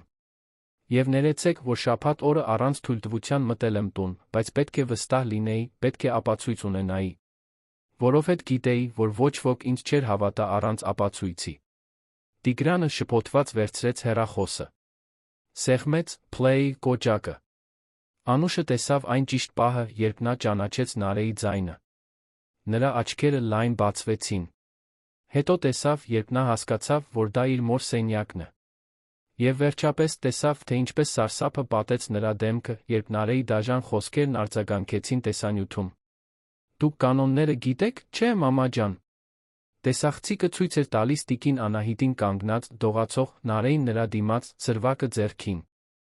Եթե ուզում եք, որ այս գիշեր թույլ տամ պարկած քնեք, նախ պետք է հնազանդվեք։ Տիգրանը գունատվեց։ Կանգնեք այստեղ, ոչ մի բանի չդիպչեք, մինչ ես վերադառնամ։ Երի 2-3 ժամ կտի։ Տիգրանի ձեռքերը սկսեցին դողալ։ Դուք ընդամենը մի հին կահույք եք, որը նա քաջություն չունի դուրս նետելու։ Խեղդված ձայն դուրս եկավ Տիգրանի կոկորդից, կարծես ստամոքսին հարված ստացած լիներ։ Բայց ես ձեզ այնքան փոքր, այնքան աննշան կդարձնեմ, որ մի օր դուք ինքներդ կուզենաք անհետանալ։ Տեսանյութը շարունակեց ցույց տալ, թե ինչպես է Նարեն փոշին լցնում տիկին Անահիտի թերին, ցույց տալով, թե ինչպես է տարեց կինը փորձում չլացել, ցույց տալով, թե ինչպես է նա մենակ մնում այնտեղ Նարեի հեռանալուց հետո, ոտքի վրա, դողալով ցավից ու հոգնածությունից։ Երբ տեսանյութն ավարտվեց, Տիգրանը երկար վայրկյաններ շարունակեց նայել էկրանին, կարծես չէր կարողանում հավատալ տեսածին։ Հետո նայեց Անուշին, աչքերը կարմրած, ձայնը դուրս գալով խռպոտ։ Երբ է սա եղել։ Շաբաթ առավոտյան, պարոն։ Ես վերադարձա այստեղ առանց զգուշացնելու, որովհետև շաբաթներ շարունակ կասկածում էի։ Տիկին Անահիտը շատ է փոխվել վերջին ամիսներին, դուք պետք է նկատած լինեք։ Նա միշտ քերծված էր, միշտ վախեցած, միշտ փակված սենյակում։ Եվ ես բաներ եմ լսել, բաներ եմ տեսել, որոնք ինձ ստիպեցին հասկանալ, որ ինչ-որ շատ սխալ բան է կատարվում։ Իսկ այս փոշին, որ նա լցրեց մորս վրա։ Անուշը պայուսակից հանեց սրվակը, որը պահել էր։ Եղինջի փոշի է, խառնված այլ գրգռիչների հետ։ Իմ ծանոթներից մեկին խնդրեցի վերլուծել լաբորատորիայում։ Ուժեղ քոր է առաջացնում, կարող է մաշկը վնասել։ Ձեր մայրը գիշերներն արթուն էր անցկացնում, քորելով մինչ արնահոսելը, պարոն Տիգրան։ Եվ երբ ես հարցնում էի, նա ասում էր, որ ալերգիա է, որ առանց ուզենալու է, բայց ես գիտեի, որ այդպես չէ։ Գիտեի, որ ինչ-որ մեկը դա անում է նրա հետ։ Տիգրանը ձեռքը տարավ դեմքին, աչքերը արցունքոտ։ Ես չգիտեի։ Ինչպես չտեսա։ Ինչպես թույլ տվեցի, որ սա պատահի։ Դուք շատ եք ճամփորդում, շատ եք աշխատում։ Եվ տիկին Նարեն շատ լավ է թաքցնում ամեն ինչ։ Ձեզ հետ նա մի մարդ է, բայց երբ դուք այստեղ չեք, նա բոլորովին այլ է։ Անուշի ձայնը փափուկ էր, բայց հաստատուն։ Պարոն Տիգրան, ձեր մայրը վախենում է պատմել։ Նա վախենում է, որ դուք չեք հավատա, վախենում է բեռ լինել, խանգարել ձեր կյանքը։ Նա թույլ է տալիս, որ իրեն ոչնչացնեն, որպեսզի ձեզ չանհանգստացնի։ Տիգրանը կտրուկ վեր կացավ, աթոռը ջռաց։ Պետք է նրա հետ խոսեմ, պետք է սպասեք, Անուշը նույնպես վեր կացավ։ Նախքան բարձրանալը, մի բան կա, որ դուք պետք է իմանաք։ Տիկին Անահիտն ինձ խոստացրեց, որ ոչինչ չեմ պատմի։ Նա ինձանից կնեղանա, որ այս տեսանյութը ցույց տվեցի ձեզ։ Բայց ես չէի կարող լուռ մնալ, ոչ այն բանից հետո, ինչ տեսա։ Տիգրանը ցավոտ երախտագիտությամբ նայեց Անուշին։ Դու փրկեցիր մորս, Անուշ։ Ես դա երբեք չեմ մոռանա։ Երբեք։ Եվ նախքան նա կկարողանար ավելին ասել, փոթորկի պես դուրս եկավ աշխատասենյակից։ Անուշը հետեց նրան, սիրտը անկանոն բաբախում էր։ Նարեն հյուրասենյակում էր, ծածնում էր, թե ամսագիր է կարդում, բայց ակնհայտ էր, որ սպասում էր, ուշադիր ամեն ձայնի նկատմամբ։ Երբ տեսավ Տիգրանին, վեր կացավ այն ժպիտով։ Դե ինչ, սերս, ինչ էր նա ուզում։ Վճարման հետ խնդիր կար։ Տիգրանը նրան նայեց այնպես, ինչպես Անուշը երբեք չէր տեսել։ Դա մաքուր զզվանքի, նողկանքի, անհավատության հայացք էր։ Եվ Նարեն դա նկատեց։ Ժպիտը տատանվեց։ Որտեղ է մայրս։ Տիգրանի ձայնը դուրս եկավ ցածր, զսպված, վտանգավոր։ Իր սենյակում, ինչու։ Նարեն դեռ փորձում էր պահպանել հանգստությունը։ Տիգրանը սկսեց բարձրանալ աստիճաններով, Նարեն հետեց նրան։ Սերս, ինչ է պատահել։ Ինչ ասաց Անուշը քեզ։ Նա չպատասխանեց։ Շարունակեց բարձրանալ, Նարեն նրա հետից, Անուշը Նարեի հետից։ Երբ հասավ տիկին Անահիտի սենյակի դռանը, Տիգրանը թեթ թակեց։ Մամ։ Ես եմ։ Մի քանի վայրկյան լռություն։ Հետո թույլ ձայնը։ Մտիր, տղաս։ Տիգրանը բացեց դուռը, այն, ինչ տեսավ, ստիպեց նրան կանգ առնել։ Տիկին Անահիտը նստած էր փակ պատուհանի մոտի բազկաթոռին, հագին երկարած ժակետ, նույնիսկ այս տոթին։ Թերը թաքցրած։ Դեմքը նիհար, գունատ։ Աչքերը, որոնք առաջ փայլում էին, երբ նրան տեսնում էին, այժմ ընդամենը լցվեցին զարմանքի վախի խառնուրդով։ Բար, տղաս, վերադարձար։ Ինչ լավ է։ Տիգրանը դանդաղ մտավ, կարծես մոտենար մի շատ փխրուն բանի, որը կարող էր կոտրվել ցանկացած պահի։ Մամ, ես, ձայնը կտրվեց։ Խնդրում եմ, ցույց տուր թերդ։ Տիկին Անահիտը բնազդաբար իջեցրեց թքերը։ Թերս։ Լավ են, տղաս, ինչու՞։ Խնդրում եմ, մամ, ուղղակի ցույց տուր։ Նարեն այդ պահին մտավ սենյակ, ձայնը դուրս գալով ճչան։ Տիգրան, ինչ անհեթեթություն է սա։ Մայրդ լավ է, նա արդեն ասաց քեզ։ Լրիր։ Տիգրանի ճիչն այնքան բարձր էր, այնքան լի զսպված զայրույթով, որ նույնիսկ պատերը կարծես սասանվեցին։ Նարեն մի քայլ հետ գնաց, աչքերը լայն բացված։ Տիգրանը երբեք նրա վրա չէր գոռացել։ Երբեք։ Նա նորից շրջվեց դեպի մայրը, այժմ ազատ հոսող արցունքներով։ Մամ, ես տեսա։ Տեսա տեսանյութը։ Ամեն ինչ գիտեմ։ Տիկին Անահիտի դեմքը փլվեց։ Արցունքները սկսեցին անվերահսկելի հոսել։ Մի լացիր, մամ, խնդրում եմ, մի լացիր։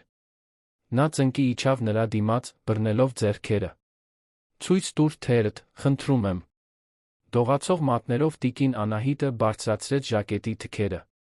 Թերը ծածկված էին քերծվածքներով, որոշները դեռ կարմրած, մյուսները արդեն փոքր կեղներով։ Ձեռքերի հետքեր, որոնք անդադար քորել էին, մաշկի, որն անդադար տառապել էր։ Տիգրանը փակեց աչքերը, արցունքները կաթում էին մոր ձեռքերի վրա։ Աստված իմ, Աստված իմ։ Ինչպես թույլ տվեցի, որ սա պատահի։ Նրանց հետում Նարեն փորձում էր վերահսկել իրավիճակը։ Տիգրան, սա այն չէ, ինչ դու մտածում ես։ Մայրդ մաշկային խնդիրներ ունի, ինքն իրեն է քերծում, ես միշտ փորձում եմ օգնել, բայց սուտ է։ Տիգրանի ձայնը դուրս եկավ խռպոտ, կոտրված։ Ես տեսա։ Տեսաք, թե ինչպես ես տանջում մորս, տեսաք, թե ինչպես ես նվաստացնում նրան, տեսաք, թե ինչպես ես այդ զզվելի փոշին լցնում նրա վրա։ Նա վեր կացավ, շրջվելով դեպի Նարեն մի ատելությամբ, որը երբեք չգիտեր, որ կարող է զգալ։ Ինչպես կարողացար։ Ինչպես ես ընդունակ դա անել մի անպաշտպան կնոջ հետ։ Իմ մոր հետ։ Նարեն փորձեց մոտենալ, ձեռքերը մեկնած, աչքերը փորձում էին արցունքներ կանչել։ Սերս, դու չես հասկանում, ես փորձում էի օգնել, մայրդ երբեմն շփոթվում է, սահմանների կարիք ունի, ես ուղղակի, ինձ չդիպչես։ Տիգրանը հետ քաշվեց, երբ նա փորձեց բռնել իրեն։ Նարեի կատարյալ դիմակը սկսեց ճաքել։ Ստիպված ժպիտը վերածվեց ծամածռության։ Լավ, Տիգրան, ճշմարտությունն ես ուզում։ Նրա ձայնը լիովին փոխվեց, այժմ սառն էր, հաշվարկող։ Ճշմարտությունն այն է, որ մայրդ բեռ էր։ Անընդհատ լաց էր լինում, բողոքում, ուշադրություն էր գրավում։ Կարծում ես, ես ուզում էի, որ մի ծեր ու դեպրեսիվ սկեսուր ապրեր իմ տանը։ Խանգարեր իմ կյանքը, իմ կերպարը։ Տիգրանը նրան նայում էր, կարծես առաջին անգամ հրեշ տեսներ։ Ես բրենդ եմ ստեղծել, Տիգրան։ Հետորդներ ունեմ, գործընկերություններ, հեղինակություն։ Եվ թույլ չէի տա, որ մի խղճուկ ծեր կին դա ոչնչացնի։ Փորձեցի լավ ձով անել, փորձեցի նրան հասկացնել, որ այստեղ ես եմ տերը։ Բայց նա համառում էր, ուզում էր սենյակից դուրս գալ, ուզում էր հյուրերի հետ խոսել, ուզում էր երալ։ Ստիպված էի այլ կերպ սովորեցնել։ Դու հրեշ ես, շշնջաց Տիգրանը, ձայնը լի սարսափով։ Իսկական հրեշ։ Նարեն ուսերը թոթվեց, այժմ լիովին զրկված դիմակից։ Իսկ դու հիմար ես։ Կարծեցիր, ես քեզ հետ սիրուց եմ ամուսնացել։ Խնդրում եմ։ Ամուսնացել եմ ազգանվան, տան, ապրելակերպի համար։ Դու ավելի շատ ժամանակ էիր ճամփորդում, քան այստեղ, կարծեցի հեշտ կլինի։ Եվ կլիներ, եթե քո սիրելի մայրիկը ճանապարհին չկանգներ։ Դուրս եկ այստեղից։ Տիգրանի ճիչն արձագանքեց ամբողջ տանը։ Դուրս եկ իմ տնից հիմա։ Այս տունը նա իմն է, սերս։ Ես քո կինն եմ, հիշում ես։ Իրավունքներ ունեմ։ Ոչ երկար ժամանակով։ Անուշը, որը մինչ այդ լուռ էր մնացել, մի քայլ առաջ արեց։ Տեսանյութը ձայնագրված է։ Ամեն ինչի ապացույց կա։ Եվ սա էլ կա։ Նա ցույց տվեց փոշիով սրվակը։ Վերլուծված է լաբորատորիայում։ Ամեն ինչ փաստաթղթավորված է։ Դուք սրանից անվնաս դուրս չեք գա։ Նարեն մաքուր ատելությամբ նայեց Անուշին։ Քո տեղը չիմանող սպասուհի։ Դու աշխատանքից ազատված ես։ Եվ ես քեզ կդատեմ անձնական կյանք ներխուժելու համար։ Դատի տվեք, հանգիստ պատասխանեց Անուշը։ Բայց դատավորին բացատրեք, թե ինչու էիք տանջում մի տարեց կնոջ։ Տեսնենք, թե ով կտուժի։ Տիգրանը վերցրեց հեռախոսը։ Ուզում եմ, որ 1 ժամից այստեղից դուրս լինես, Նարէ։ Հավաքիր իրերդ գնա։ Եվ այլս երբեք մորս մոտ չգաս։ Երբեք։ Նա համար հավաքեց։ Ալո, պարոն Մելիքյան։ Տիգրան Մանուկյանն է։ Պետք է շտապ ամուսնալուծության գործընթաց սկսեմ։ Եվ ավելին, պաշտպանական միջոցների կարիք կունենամ։ Լուրջ է։ Նարեն հասկացավ, որ պարտվել է։ Փորձեց վերջին քայլը։ Եթե ինձ դուրս հանես, ամեն ինչ կպատմեմ սոցիալական ցանցերում։ Կոչնչացնեմ քո հեղինակությունը, քո ընկերությունը, ամեն ինչ։ Պատմիր, ասաց Տիգրանը, ձայն այժմ հաստատում վճռական։ Ինչ ուզում ես, պատմիր։ Բայց ես կպատմեմ ճշմարտությունը։ Եվ ես ապացույցներ ունեմ։ Դու ոչինչ չունես, բացի ստերից։ Դիմակը լիովին ճաքեց։ Նարեն վերցրեց միջանցքում գտնվող պայուսակը, կոշտ քայլերով իջավ աստիճաններով։ Դուք դեռ կզղջաք։ Հատկապես դու, անպետք ծեր կին։ Պետք է մեռնեիր, երբ հնարավորություն ունեիր։ Տիգրանը կայծակի պես իջավ նրա հետից։ Կրկնիր դա։ Կրկնիր, եթե քաջություն ունես։ Նարեն նրան նայեց արամարանքով, բայց այնտեղ նա վախ կար։ Բացեց դուռը, դուրս եկավ, շրխկացնելով այն։ Ձայն արձագանքեց տանը հեռավոր որոտի պես։ Տիգրանը կանգնած մնաց հյուրասենյակի մեջտեղում, դողում էր, ձեռքերը բռունցք արած, փորձում էր վերահսկել շնչառությունը։ Անուշը դանդաղ իջավ։ Պարոն Տիգրան։ Նա շրջվեց, Անուշը տեսավ, որ լաց է լինում։ Չէր կարողանում դադարել։ Անուշ, մորս հետ մնա, խնդրում եմ։ Ընդամենը մի քանի րոպե։ Պետք է շունչ քաշեմ։ Իհարկե, պարոն։ Անուշը վերադարձավ տիկին Անահիտի սենյակ, որը շարունակում էր նստած լինել բազկաթոռին, կամաց լաց լինելով։ Դուք չպետք է նրան պատմեիք, չպետք է։ Անուշը ծնկի իջավ նրա դիմաց, բռնելով ձեռքերը։ Տիկին Անահիտ, նայեք ինձ։ Դուք խաղաղության եք արժանի։ Արժանապատվության եք արժանի։ Եվ ձեր որդին պետք է իմանա ճշմարտությունը։ Դա սխալ չէր։ Դա անհրաժեշտ էր։ Իսկ եթե նա ինձ մեղադրի։ Իսկ եթե նա մտածի, որ ես պետք է ավելի շուտ ասեի։ Նա ձեզ չի մեղադրի։ Նա այնտեղ ներքում ոչնչացված է, որովհետև ավելի շուտ չի նկատել, ոչ թե որովհետև դուք չեք պատմել։ Տիկին Անահիտը լաց եղավ Անուշի ուսին, Անուշը թույլ տվեց, շոյելով տարեց կնոջ սպիտակ մազերը, զգալով այդ ամբողջ տառապանքի ծանրությունը, որը վերջապես ազատվում էր։ Մի քանի րոպե անց Տիգրանը վերադարձավ։ Աչքերը դեռ կարմիր էին, բայց դեմքն ավելի հանգիստ։ Մամ, կարող եմ մտնել։ Տիկին Անահիտն ուղղվեց, սրբելով արցունքները։ Կարող ես, տղաս։ Տիգրանը մտավ ծնկի իջավ մոր դիմաց, ինչպես արել էր նախկինում։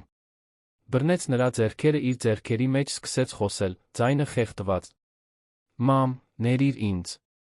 Ներիր, որ չեմ տեսել, որ չեմ նկատել, որ թույլ եմ տվել, որ այդ կինը դա անի ձեզ հետ։ Ներիր, որ այդքան բացակա, այդքան կույր որդի եմ եղել։ Ներիր, որ ընտրել եմ հավատալ մի գեղեցիկ ստի, ձեզ իսկապես նայելու փոխարեն։ Ոչ, տղաս, դու մեղավոր չես։ Տիկին Անահիտի ձայնն այնքան փխրուն էր։ Դու այնքան շատ ես աշխատում, միշտ այնքան հոգնած ես։ Ես չէի ուզում մեկ խնդիր լինել։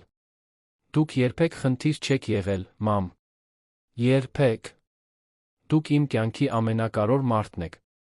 Միակը, որը միշտ իմ կողքին է եղել, որն ինձ միայնակ է մեծացրել, որը հրաժարվել է ամեն ինչից ինձ համար։ Իսկ ես ձեզ լքեցի։ Դու ինձ չես լքել։ Լքել եմ։ Թույլ տվեցի, որ այդ կինը ձեզանից խլի ամեն ինչ։ Ձեր ուրախությունը, ձեր խաղաղությունը, ձեր տունը։ Որովհետև սա միշտ ձեր տունն է եղել, մամ։ Ոչ թե նրա։ Ձերը։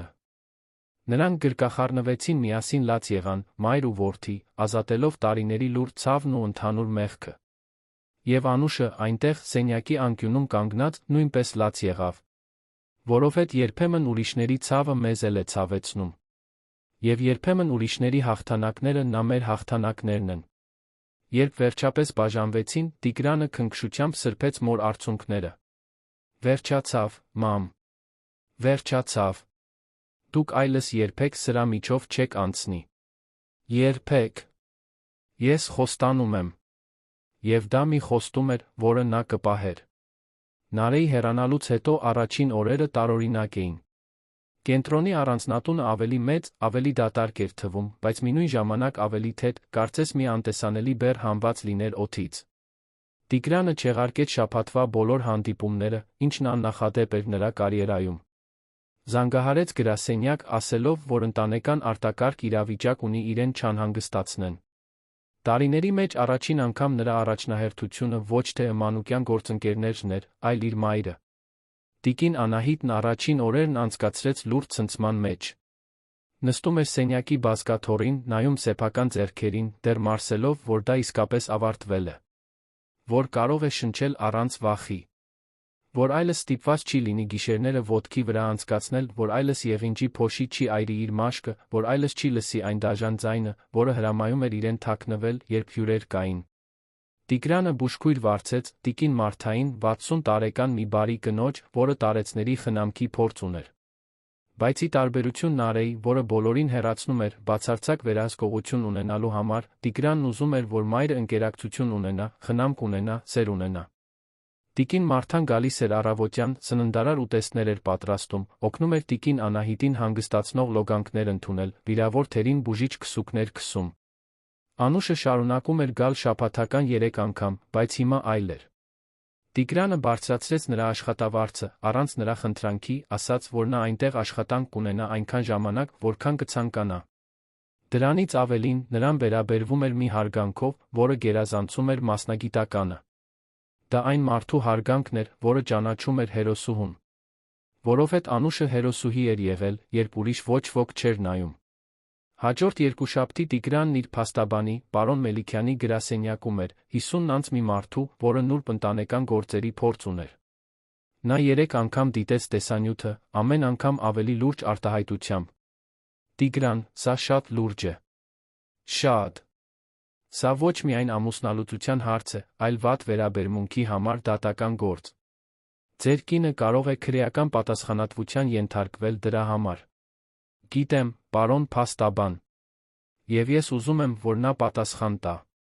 Վրեժ չեմ ուզում, բայց արդարություն եմ ուզում։ Մայրս արդարության է արժանի։ Այսօր կսկսենք ամուսնալուծության գործընթացը, պաշտպանական միջոցների պահանջով, որպեսզի նա չկարողանա մոտենալ ձեզ ձեր մորը։ Եվ պաշտոնական հաղորդում կներկայացնենք ոստիկանություն։ Տեսանյութը բավարար ապացույց է, փոշու փորձաքննության եզրակացությունը նույնպես։ Նա անվնաս դուրս չի գա։ Իսկ գույքի հարցով։ Պարոն Մելիքյանն ուղղեց ակնոցը։ Գույքի լիակատար բաժանման ռեժիմ, այնպես չէ։ Ուրեմն նա իրավունք չունի այն գույքի նկատմամբ, որը դուք ունեիք մինչ ամուսնությունը։ Միայն նրա, ինչ ձեռք է բերվել ամուսնության ընթացքում։ Բայց հաշվի առնելով նրա արարքի ծանրությունը, կարող ենք վիճարկել իրավունքների կորուստը անարժան վարքի հիմքով։ Արեք այն, ինչ անհրաժեշտ է, պարոն փաստաբան։ Պարզապես ուզում եմ, որ նա հեռու լինի իմ մորս կյանքից։ Մինույն ժամանակ Նարեն հանգիստ չէր։ Այն կիրակի օրը առանձնատնից դուրս գալուց հետո գնացել էր մի ընկերուհու բնակարան, սկսել էր իր վրեժը պլանավորել։ Չէր ընդունում, որ իրեն դուրս են հանել, դիմակազերծել, նվաստացրել։ Նա, որը գրեթե 200,000 հետորդ ուներ, որը համարվում էր կատարյալ կնոջ օրինակ, չէր ոչնչացվի մի լացկան ծեր կնոջ մի անշնորհակալ ամուսնու կողմից։ Երեքշաբթի երեկոյան նա լաց լինելով տեսանյութ հրապարակեց սոցիալական ցանցերում։ Առանց դիմահարդարման էր, մազերը խառնված, նստած ընկերուհու բնակարանի հատակին։ Բեմադրությունը կատարյալ էր։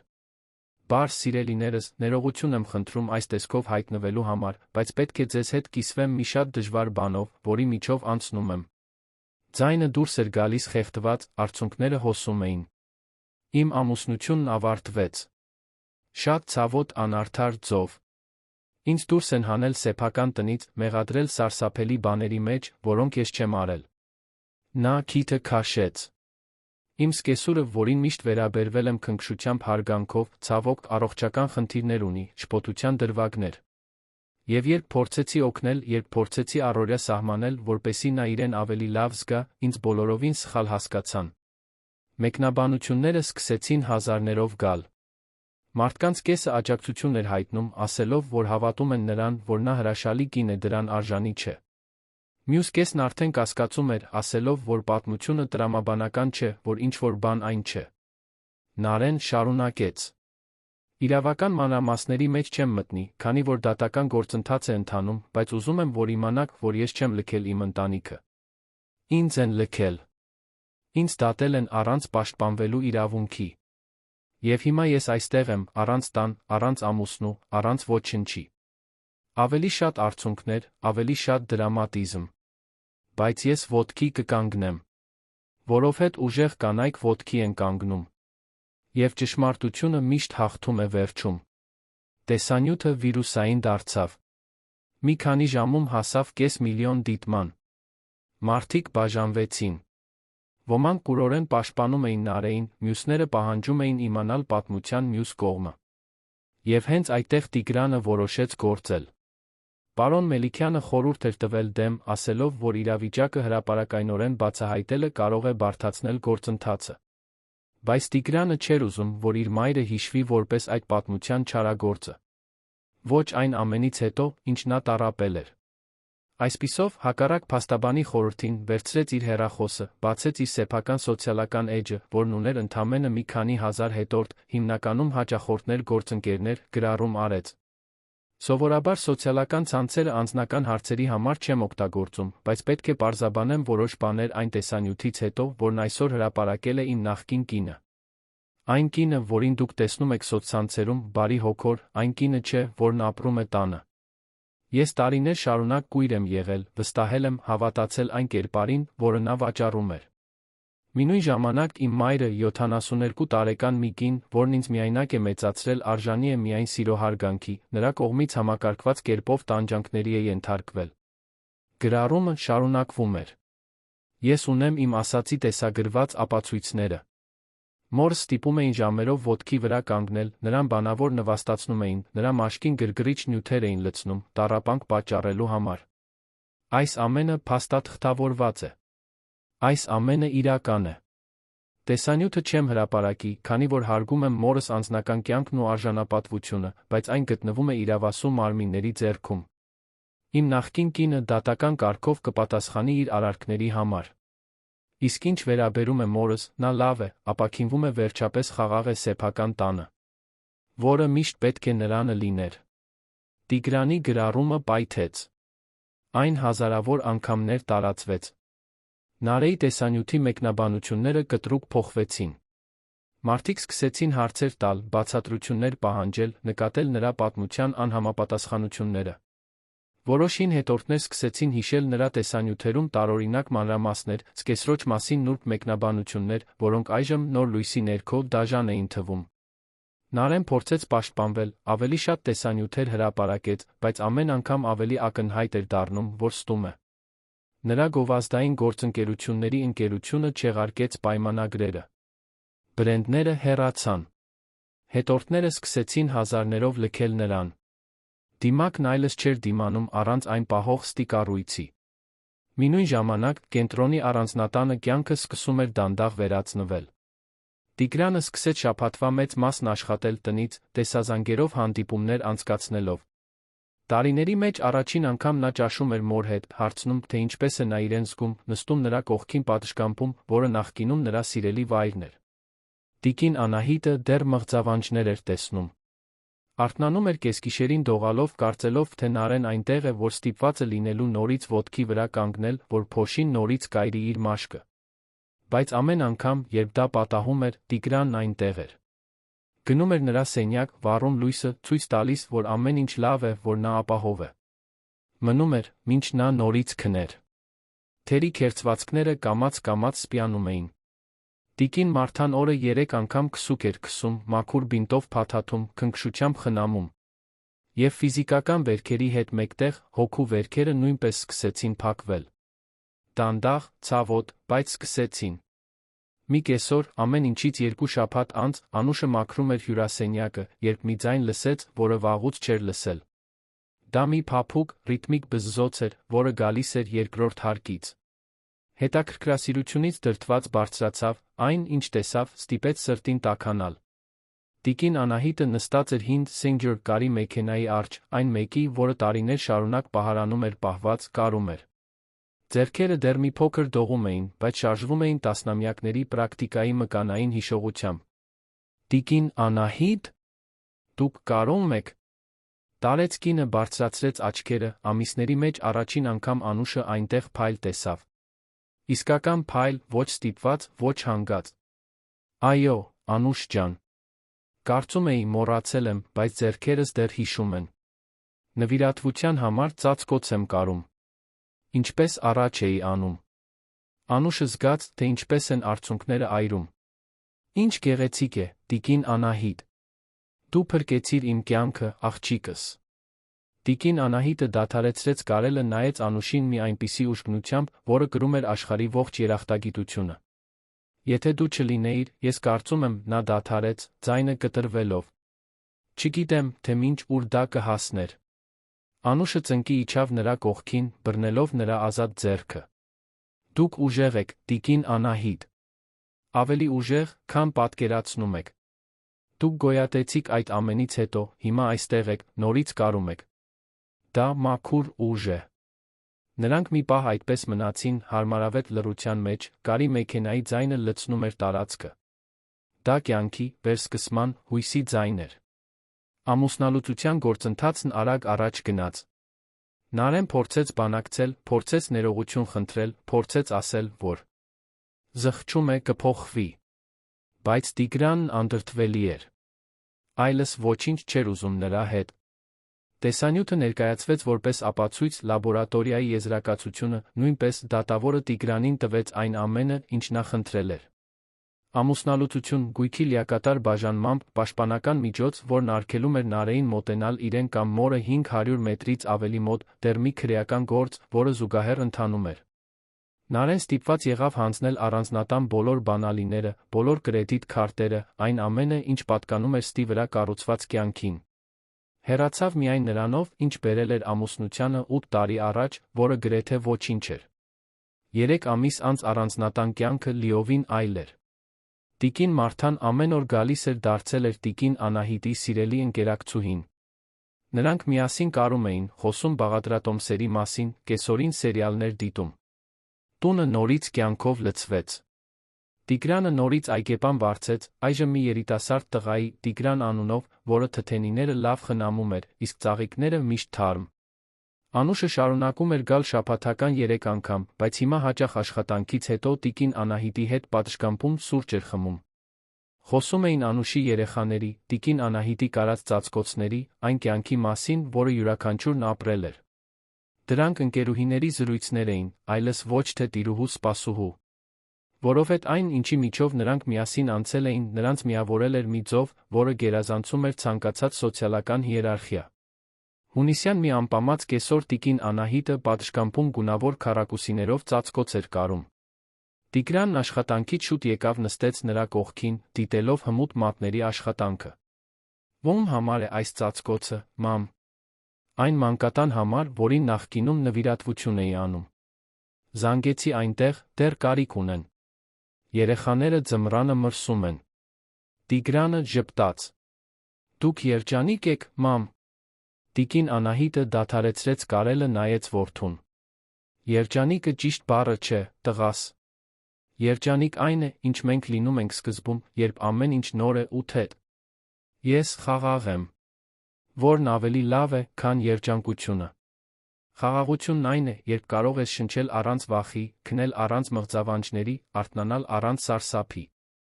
Սա ես հիմա ունեմ։ Խաղաղություն։ Տիգրանը բռնեց նրա ձեռքը, այն ձեռքը, որն այնքան էր կարել իրեն մեծացնելու համար, որն այնքան էր աշխատել իրեն հնարավորություններ տալու համար, որն այնքան էր տառապել լռության մեջ։ Ներիր, որ այդքան ուշ տեսա, մամ։ Դու տեսար, երբ պետք էր տեսնել, տղաս։ Եվ դա է կարորը։ Տիկին Անահիտը սեղմեց նրա ձեռքը։ Եվ գիտես, ինչ սովորեցի այս ամենից։ Որ լռությունը միշտ չէ, որ պաշտպանությունը։ Երբեմն լռությունը բանտ է։ Ես լուռ էի մնում, կարծելով, թե քեզ եմ պաշտպանում, բայց իրականում ինձ էի ոչնչացնում։ Եթե ավելի շուտ խոսեի, եթե օգնություն խնդրեի, գուցե այդքան չտառապեի։ Ես պետք է նկատեի, մամ։ Պետք է ավելի շատ նայեի։ Մենք երկուսս էլ սխալվեցինք, տղաս։ Բայց հիմա ուղղվեցինք։ Եվ դա է ամենակարորը։ Նրանք այնտեղ նստած մնացին, մայր ու որդի, մինչ արը մայր էր մտնում երանի վրա, քաղաքը սկսում էր վառել իր լույսերը։ Առանձնատունն այլս սարսափելի դրամաներ թաքցնող կատարյալ արտաքինի վայր չէր։ Դա պարզապես տուն էր։ Օջախ, որտեղ երկու մարդ, որոնք սիրում էին իրար, փորձում էին վերականգնել այն, ինչ կոտրվել էր։ Նարեն այլս երբեք չփորձեց մոտենալ։ Քրեական գործը հանգեցրեց հանրային աշխատանքների ծանր տուգանքի։ Նրա ինֆլուենսերի կարիերան լիովին ավարտվեց։ Մնացած հետորդները ի վերջո հոգնեցին նրա զոհի դերում հանդես գալու փորձերից դադարեցին հետել։ Դիմակն ընկել էր, առանց դրա ոչինչ չէր մնացել։ Երբեմն Տիգրանը բռնում էր իրեն մտածելիս, թե ինչպես էր կույր եղել։ Ինչպես էր 8 տարի մահիճը կիսել մի հրեշի հետ, չնկատելով։ Ինչպես էր թույլ տվել, որ մայրը ոչնչացվի հենց իր քթի տակ։ Մեղքի զգացումը դեռ այցելում էր նրան անքուն գիշերներին։ Բայց նա սովորում էր, որ մեղքն առանց գործողության պարզապես մեռած բեռ է։ Եվ նա գործում էր ամեն օր, որպեսզի երաշխավորեր, որ մայրն այլս երբեք նման բանի միջով չի անցնի։ Անուշը իր հերթին դարձավ ընտանիքի մի մասը, ոչ պաշտոնական, բայց խորապես իրական ձով։ Երբ նրա կրտսեր որդին ընդունվեց պետական համալսարան, բայց գրքերի համար գումար չուներ, Տիգրանը վճարեց ամեն ինչ առանց նրա խնդրանքի։ Երբ նա առողջական խնդիր ունեցավ, պետք է մի քանի թանկարժեք հետազոտություն անցներ, նա ծածկեց բոլոր ծախսերը։ Դա բարեգործություն չէր։ Դա ճանաչում էր։ Դա երախտագիտություն էր մեկի հանդեպ, ով արել էր այն, ինչ ճիշտ էր, երբ ճիշտն անելը ամեն ինչ արժեր։ Այն կիրակից 1 տարի անց, որը փոխեց ամեն ինչ, տիկին Անահիտը նշում էր իր 73-ամյակը։ Տիգրանը պարզ ճաշկերույթ կազմակերպեց պատշգամբում, միայն այն մարդկանց հետ, ովքեր իսկապես կարող էին։ Տիկին Մարթան, Անուշը նրա 3 երեխաները, Տիգրան Այգեպանը տիկին Անահիտի մի քանի հին ընկերներ, որոնց Տիգրանը գտել հրավիրել էր։ Սեղանը առատ էր, զրույցը թեթ, տարիների մեջ առաջին անգամ տիկին Անահիտը շրջապատված էր իսկական սիրով։ Երբ տորթը կտրեցին, նա մի րոպե ուշադրություն խնդրեց։ Ուզում եմ շնորհակալություն հայտնել բոլորիդ այստեղ, ինձ վերադարձնելու համար մի բան, որը կարծում էի ընդմիշտ կորցրել եմ։ Ձայնը հաստատուն էր, պարզ, այնքան տարբեր այն շնջացող կոտրված ձայնից, որ ուներ 1 տարի առաջ։ Դուք ինձ վերադարձրիք իմ ձայնը։ Իմ ապրելու կամքը։ Իմ խաղաղությունը։ Եվ հատկապես դու, Անուշ։ Նա նայեց մաքրուհուն, որը դարձել էր ընկերուհի։ Դու ինձ տեսար, երբ ես անտեսանելի էի։ Դու ինձ լսեցիր, երբ ես համր էի։ Դու ինձ փրկեցիր, երբ ես արդեն հրաժարվել էի ինձ փրկելուց։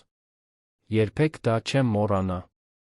Անուշը լաց էր լինում, ինչպես սեղանի շուրջ նստածների կեսը։ Տիկին Անահիտ, դուք արժանի էիք, որ ձեզ տեսնեին։ Միշտ արժանի եք եղել։ Նրանք գրկախառնվեցին, այդ գրկախառնության մեջ ամփոփված էր ողջ ճանապարհը։ Ամբողջ տառապանքը, ամբողջ քաջությունը, ամբողջ փրկությունը։ Երեկոյան, երբ բոլորը գնացել էին, տունը նորից հանգիստ էր, Տիգրանը գտավ մորը պատշգամբում, նայելով լապտերներով լուսավորված այգուն։ Նստեց նրա կողքին լռության մեջ։ Գիտես, տղաս, երբեմն մտածում եմ, թե քանի այլ մարդ է անցնում նրա միջով, ինչի միջով ես անցա։ Քանի այլ մայրեր, հայրեր, տատիկ-պապիկներ են մարում սեփական տներում։ Եվ ոչ ոք չի տեսնում, որովհետև դռները չափազանց գեղեցիկ են, ճակատամասերը չափազանց կատարյալ։ Մարդիկ հավատում են նրան, ինչ տեսնում են լուսանկարներում, տեսանյութերում, սոցիալական ցանցերում։ Բայց չեն տեսնում, թե ինչ է կատարվում, երբ տեսախցիկներն անջատվում են։ Տիգրանը գլխով արեց, զգալով այդ խոսքերի ծանրությունը։ Մենք պետք է սովորենք ավելի լավ նայել, մամ։ Իսկապես ուշադրություն դարձնել։ Եվ այն մարդիկ, ովքեր տեսնում են, պետք է քաջություն ունենան գործելու։ Ինչպես Անուշն ունեցավ։